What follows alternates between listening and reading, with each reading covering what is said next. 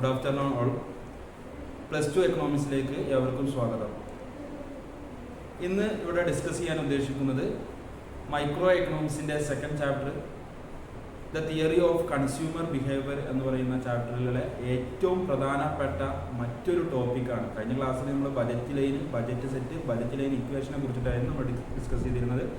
എന്നാൽ ഇന്ന് ഡിസ്കസ് ചെയ്യാൻ പോകുന്നത് 5 മാർക്കിന് ഫൈനൽ എക്സാമിന് ചോദിക്കുന്ന ഒരു ചോദ്യത്തെ കുറിച്ചിട്ടാണ്.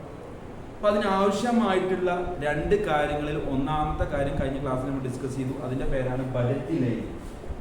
ആ ബജറ്റ് ലൈന് എങ്ങനെയാണ് വരയ്ക്കുക എന്ന് നമ്മൾ പറഞ്ഞിരുന്നു. എക്സ് വൈ, ഇവിടെ ഗുഡ് 1, ഇവിടെ ഗുഡ് 2 എന്ന് പറഞ്ഞിട്ട് ഇതാണ് ബജറ്റ് ലൈനിൻ്റെ ഗ്രാഫ്. ഈ ബജറ്റ് ലൈനിൻ്റെ ഗ്രാഫ് നമ്മൾ അവിടെ ചെയ്തു വെച്ച പോലെ തന്നെ അതിന് ബജറ്റ് ലൈനിൻ്റെ ഇക്വേഷൻ നമ്മൾ ഡിസ്കസ് ചെയ്തിരുന്നു. എന്താണ്? P1 x1 plus P2 x2 equal to m. അതുപോലെ തന്നെ പഠിച്ചിരുന്ന മറ്റൊരു വസ്തുവാണ് ഇതിന്റെ സ്ലോപ്പ്. സ്ലോപ്പ് എന്തായിരുന്നു? അതിന്റെ സമവാക്യം -P1 ഡിവൈഡ് ബൈ P2 എന്ന് പറയുന്നതാണ് ബജറ്റ് ലൈനിന്റെ സ്ലോപ്പ്. ആ സ്ലോപ്പ് നമുക്ക് ആവശ്യമാണ്. ഏതുകൂടി ആവശ്യമാണ്? ബജറ്റ് ലൈനിന്റെ ഈ ഒരു ഗ്രാഫും അതുപോലെ തന്നെ ഈ സ്ലോപ്പ് നമുക്ക് അത്യാവശ്യമാണ്. എന്ത് പറയുമ്പോൾ ഇന്ന് എടുക്കാൻ പോകുന്ന കൺസ്യൂമർ ഇക്വിലിബ്രിയം ഡിസ്കസ് ചെയ്യുന്ന സമയത്ത് നമുക്ക് ആവശ്യമായിട്ടുള്ള ഒന്നാമത്തെ രേഖയാണ് ബജറ്റ് ലൈൻ. ഇനി അതുമായി ബന്ധപ്പെട്ട് ബജറ്റ് ലൈനിന്റെ അതേ പ്രാധാന്യമുള്ള മറ്റൊരു വിഷയമാണ് ഇൻഡിഫറൻസ് കർവ്. അപ്പൊ എന്താണ് ഇൻഡിഫറൻസ് കർവ്? ആ ഇൻഡിഫറൻസ് കർവിന്റെ ഏറ്റവും പ്രാധാന്യമുള്ള ഒരു 3 ഫീച്ചേഴ്സ് പറയുന്നുണ്ട്. അത് എന്തൊക്കെയാണ് എന്നുള്ളതാണ് ഈ കൺസ്യൂമർ ഇക്വിലിബ്രിയം ഡിസ്കസ് ചെയ്യുന്ന സമയത്ത് നമ്മൾ ആവശ്യമായിട്ടുള്ള മറ്റൊരു രേഖ. അപ്പോൾ ഇൻഡിഫറൻസ് കർവ് എന്താന്ന് പറയാണ്. ഇൻഡിഫറൻസ് കർവ് എന്ന് പറയുന്നത് ബജറ്റ് ലൈൻ പറഞ്ഞത് സമയത്ത് എന്തെന്ന് പറയുന്നത് നമ്മുടെ കയ്യിലുള്ള വരുമാനം അഥവാ ഇൻകം ഓഫ് ദ കൺസ്യൂമർ എന്ന് പറയുന്ന വരുമാനം പൂർണ്ണമായിട്ടും ഉപയോഗിച്ച് കഴിഞ്ഞാൽ കിട്ടുന്ന ബണ്ടിലുകളെ ചേർത്ത് വരക്കുന്ന രേഖാചിത്രത്തിനെയാണെന്ന് പറയാം ബജറ്റ് ലൈൻ എന്ന് പറയാം. ഇൻഡിഫറൻസ് കർവ് എന്ന് പറഞ്ഞു കഴിഞ്ഞാൽ തുല്യ സംതൃപ്തി നൽകുന്ന ബണ്ടിലുകളെ ചേർത്ത് വരക്കുന്ന രേഖാചിത്രം. മറ്റേത് ബജറ്റ് ലൈൻ എന്ന് പറയുന്നത് നമ്മുടെ കയ്യിലുള്ള വരുമാനം പൂർണ്ണമായിട്ട് ഉപയോഗിച്ച് കഴിഞ്ഞാൽ കിട്ടുന്ന ബണ്ടിലുകളെ ചേർത്ത് വരക്കുന്നതായിരുന്നു. എന്നാൽ ഇൻഡിഫറൻസ് കർവ് അഥവാ നിസ്സംഗതാ വക്രം എന്ന് പറഞ്ഞു കഴിഞ്ഞാൽ തുല്യ സംതൃപ്തി നൽകുന്ന ബണ്ടിലുകളെ ചേർത്ത് വരക്കുന്ന രേഖാചിത്രം. അപ്പൊ നമ്മൾ ജസ്റ്റ് നോക്കുക എന്തൊക്കെയാണ് തുല്യ സംതൃപ്തി നൽകുന്ന ബണ്ടിലുകൾ എന്ന് നോക്കാം. 1, 4 ഒരു ബണ്ടിലാണ്. ഇതേ സംതൃപ്തി നൽകുന്ന മറ്റൊരു ബണ്ടിലാണ് 4, 1 എന്ന് പറയുന്നത്. ഓക്കെ, 3, 5 എന്ന് പറഞ്ഞു. അതൊരു തുല്യ സംതൃപ്തി നൽകുന്ന ബണ്ടിലാണെങ്കിൽ ഇതേപോലെ 4,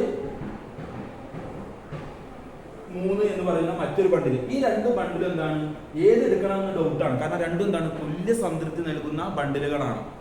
ഓക്കെ, അതേപോലെ ഈ 2 ബണ്ടിലുകളാണെങ്കിൽ ഏതെടുക്കണം, ഇതെടുക്കണം എന്ന് നമുക്ക് ഡൗട്ട് വരും. രണ്ടും എന്താണ്? നമുക്ക് ഒരുപോലെ സംതൃപ്തി നൽകുന്ന ബണ്ടിലുകൾ, സാറ്റിസ്ഫാക്ഷൻ തരുന്ന 2 ബണ്ടിലുകളാണ്. അപ്പോൾ ഏതെടുക്കണം എന്ന് നമുക്കൊരു ഡൗട്ട് വരും.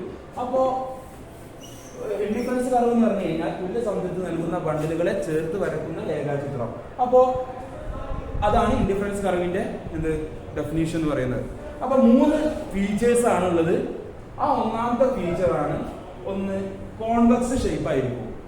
അപ്പോൾ അതിന്റെ ഗ്രാഫ് നോക്കുക. ഇവിടെ എക്സ് അടയാളപ്പെടുത്തി, വൈ അടയാളപ്പെടുത്തി, 0 ഒറിജിൻ അടയാളപ്പെടുത്തി. ഒന്നാമത്തത് കോൺവെക്സ് ഷേപ്പ് ആയിരിക്കും. ഓക്കെ, അപ്പോൾ ഒന്നാമത്തത് നമ്മൾ പഠിച്ചു, ഫീച്ചേഴ്സ് 1 കോൺവെക്സ് ഷേപ്പ് ആയിരിക്കും. രണ്ടാമത്തത് higher indifference curve indicates higher level of utility. അങ്ങനെ പറഞ്ഞു കഴിഞ്ഞാൽ ഒരു ഇൻഡിഫറൻസ് കർവിന്റെ മുകളിലൂടെ മറ്റൊരു ഇൻഡിഫറൻസ് കർവ് വരച്ചു കഴിഞ്ഞാൽ ഏറ്റവും കൂടുതൽ സംതൃപ്തി നൽകുന്നത് ഏതിനായിരിക്കും? ഏറ്റവും മുമ്പിലിരിക്കുന്ന ഇൻഡിഫറൻസ് കർവിനായിരിക്കും.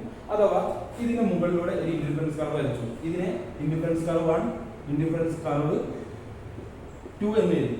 അപ്പൊ ഇതിൽ ഏറ്റവും കൂടുതൽ സംതൃപ്തി നൽകുന്ന ഇൻഡിഫറൻസ് കർവ് ഏതായിരിക്കും? IC2 ആയിരിക്കും.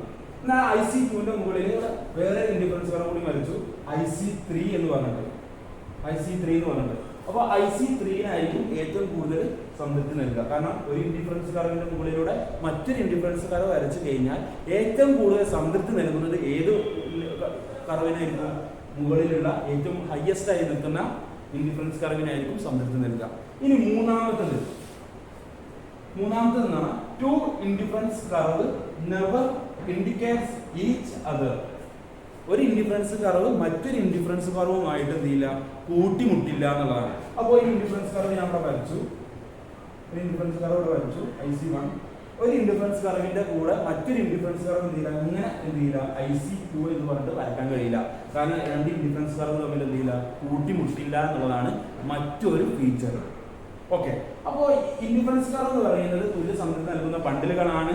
3 ഫീച്ചേഴ്സ് ആണുള്ളത്. ഒന്നാമത്തെ കോൺവെക്സ് ഷേപ്പാണ്. രണ്ടാമത്തെ ഒരു ഇൻഡിഫറൻസ് കർവിന്റെ മുകളിലൂടെ ഒരു ഇൻഡിഫറൻസ് കർവ് വരച്ചു കഴിഞ്ഞാൽ ഏറ്റവും കൂടുതൽ സമഗ്രത നൽകുന്നത് ആ മുകളിൽ ഇരിക്കുന്ന ഇൻഡിഫറൻസ് കർവിനായിരിക്കും. മൂന്നാമത് ഒരു ഇൻഡിഫറൻസ് കർവ് മറ്റൊരു ഇൻഡിഫറൻസ് കർവുമായിട്ട് തീയില്ല, കൂട്ടിമുട്ടില്ല എന്ന് പറയുന്നതാണ് മറ്റൊന്ന്. അപ്പോൾ ഇനി ബജറ്റ് ലൈനും പറഞ്ഞു, ഇൻഡിഫറൻസ് കർവും പറഞ്ഞു. ഇനി ഇൻഡിഫറൻസ് കർവിന്റെ സ്ലോപ്പ് എന്ന് പറയുന്നത് എന്താണ്?